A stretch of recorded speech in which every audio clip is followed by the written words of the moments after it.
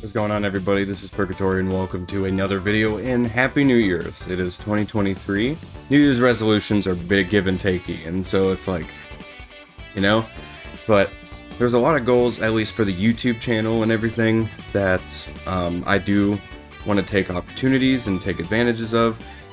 Not in terms of the bad way, but express and take opportunities and then, try to gain traction that I really want to take.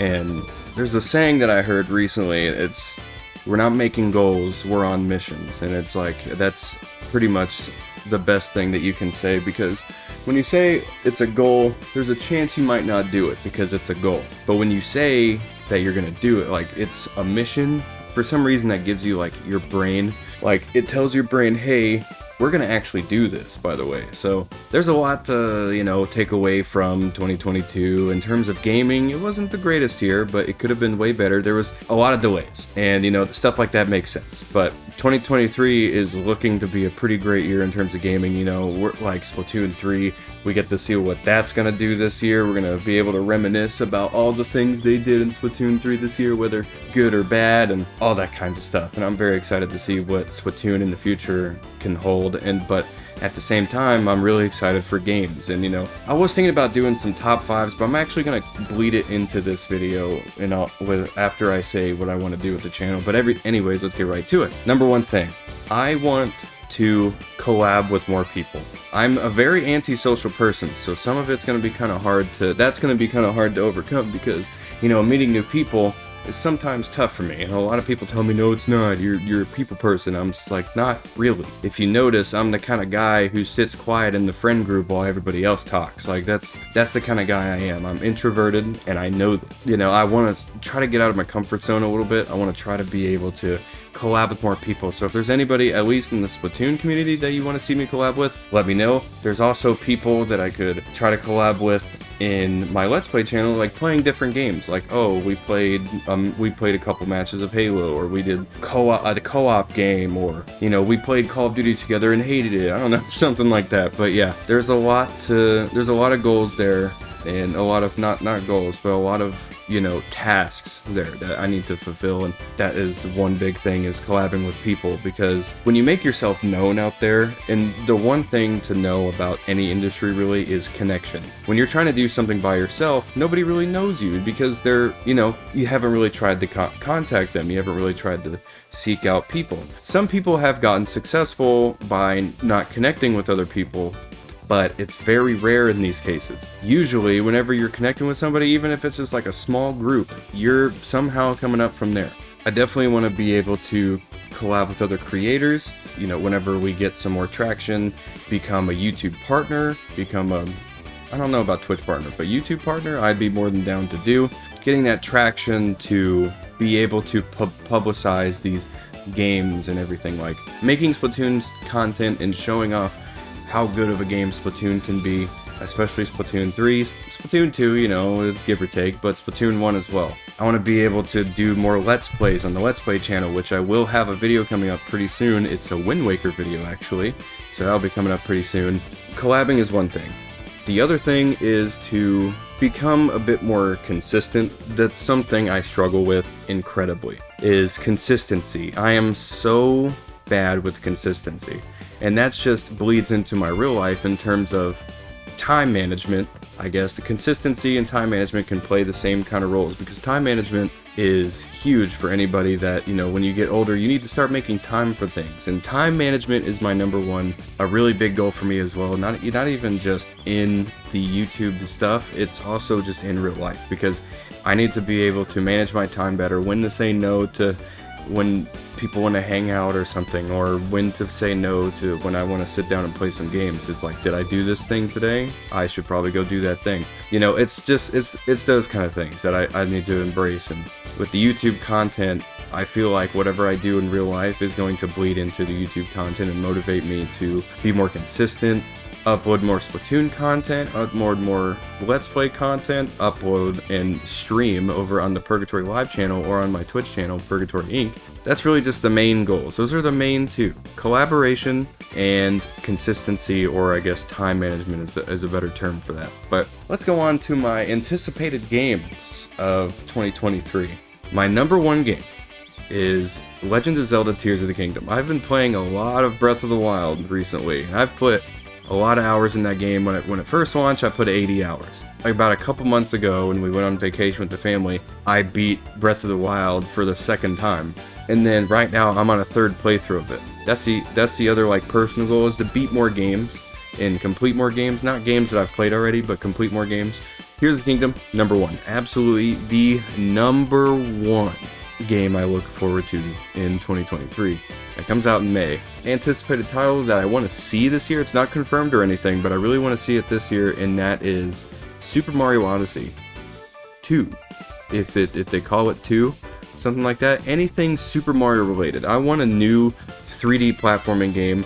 And the idea that I have that would be sick if they made it open world, kind of like Bowser's Fury. Bowser's Fury is like a sectioned off like open world, but you can go anywhere you want after you unlock the map. One of the most fun concepts in a 3D platformer, one of my favorite 3D platformers that released recently, and I really want to see that be a full-fledged game, because Bowser's Fury was pretty short. I beat that in like what, I think 4 or 5 hours. It's fantastic, but I want to see more. Especially with the Bowser mechanic. I would like to see a Super Mario baseball game. I forget what they called, Super Sluggers? I can't remember what it's called. But I want to see a Mario baseball game this year. I think that would be sick. Metroid Prime 4. This one goes out to my friend. Metroid Prime 4. We need to see something on that, man. Like, I would love to see a remake of Metroid Prime for Switch. Maybe do a Metroid Prime trilogy on Switch. But I would also just love to see Metroid Prime 4. It's been 5 years. The Dead Space remake is coming out this month, actually, January 27th. I very much look forward to that. Kirby's Return to Dreamland Deluxe is actually coming out in February, so I'm excited to see that as well. Oh, Star Wars Jedi Survivor is coming out. It's supposedly coming out March 17th. Really look forward to that one. Starfield is a big one. Hogwarts Legacy, I'm actually a little curious to see how that is. I don't know, I'm not huge on Harry Potter, but I would love to see that. And we got a bunch of other ones. We got Crash Team Rumble, Company of Heroes 3, Spider-Man 2. I haven't played the other ones, so I still need to play those. Redfall I'm excited for. Pikmin 4. I still need to play through the first 3, but Pikmin 4 I'm actually a little stoked for. This one's for my friend Hollow Knight Silk Song that's supposedly coming out this year, I think. Ooh, Sons of the Forest. And hopefully Avatar Frontiers of Pandora are also really big ones that I'm excited for to see that release this year. I'm really looking forward to a lot of games. Indie games, AAA games. Just feels like it's going to be a good year because 2022 was so lackluster. So what we got to do now, come out of the gate with a bang. One more list. It's going to be top 5 games of 2022. Not in particular order, doesn't have to come out this year, but I think Wind Waker HD, fantastic game. It's very much like the classic Zelda design, which I'm not too huge on. It's great. It's a great game nonetheless. It's one of those I was like, how did I hold off on this game as long as I did? Next up is Metal Hellsinger. Metal Hellsinger is an amazing game. It's one of those games it's pretty short, but you don't realize it's over until it's over, and you want to play it again because you just want to listen to those songs again. The soundtrack is amazing, the gunplay is amazing, the fact that it feels so rewarding to just hit anything on beat because you do like double the damage, you do all that stuff, you get a bunch of score, it's insane. The game is amazing. To the people that made it, just be proud. It's amazing. It's an amazing game. I highly recommend it. It's on Game Pass still. High on Life was a fantastic game. It was one of those games that like I was expecting not to be very good, and then you walk in and not only is it funny, it's also really fun, and it's also really good. There were a few issues I've had in the game. I got soft locked on the desert level. I forget it's called Old Town, I think. And I got soft locked on that to where I was trying to 100% the game, but I can't 100% it right now. I don't know if it's like a bug or what's going on, but I can't 100% the game like I really wanted to. But that was a great game, so I highly recommend that as well. That is also on Game Pass. Splatoon 3, amazing multiplayer, one of the better campaigns I've seen in a shooter game. Salmon Run Next Wave is incredible. The game launched in kind of a not so great state, but I feel like it's in a better place it is now than it was when it first released. Still a great game. great, one of the best soundtracks for a game too. The mechanics, everything, it's all very much Splatoon, more updated and much more nice glossy package. It feels better than the last game, not as good as the first, but it does feel fantastic to play. It's addicting. Definitely check that out as well. It's on Nintendo Switch. I think an honorable mention for me, because of the state that it's in right now, Pokemon Violet and Scarlet, or Scarlet and Violet, or whatever order you want to say. The games are in a very unacceptable state, but that didn't bother me from beating the game 3 times. Yes, I beat the game 3 times. I beat it once on Violet, and I beat it twice on Scarlet. It's one of those games that I did not expect to sink as many hours as I did, and you know, now I'm kind of taking this huge break from it, but Pokemon Violet and Scarlet were amazing fun and great games. It's just, they're on the honorable mentions list because they released in such a state that it's very unacceptable. The people that made the game, I don't know if it was Pokemon Company, it was probably the inside Pokemon Company. I don't know what's going on over there, but a game like this, especially with the less detail than a game like Breath of the Wild, this is a fair comparison too. A game shouldn't run like this if they got a highly detailed game such as Breath of the Wild running on a Nintendo Switch. It's not a hardware issue. A lot of people just kind of forget that just because it's underpowered hardware doesn't mean you can't get something to run well on it. And the biggest examples for me are Splatoon 2 and 3, Mario Odyssey, Breath of the Wild. These games licensed by Nintendo usually are at high expectance to be well-performing games because nobody understands Nintendo's hardware like Nintendo does, and Pokemon Company is very much like an insider thing with Nintendo. They're practically a part of Nintendo because they only release their stuff on Nintendo and mobile. With that being said, the fifth game for me is Cult of the Lamb. Cult of the Lamb was one of those games that, you know, I'm not huge on those kinds of games like that. It's like the art style was attractive, it attracted me, and I love the music, and I love the concept of the game.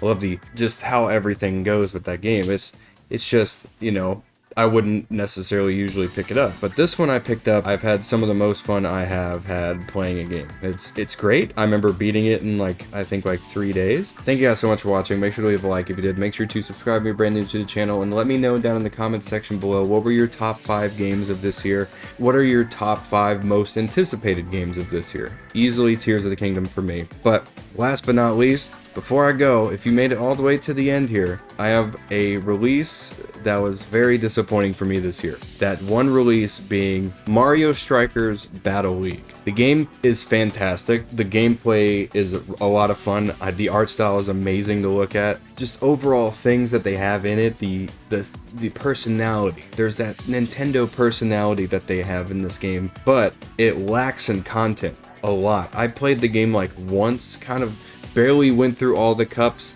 That's not really much of a fleshed out system. I would have loved to see something similar to how Mario Golf was treated, to where they have a whole single player campaign around golf, which is amazing. But with Mario Strikers, they didn't do anything like that. It feels like they just more focused on the online play than anything else, and it's one of the biggest disappointments for me. I really wish that game was better, especially after having to wait so long for another game. It is what it is. Anyways, thank you guys so much for watching. I love y'all. Have an absolutely fantastic day.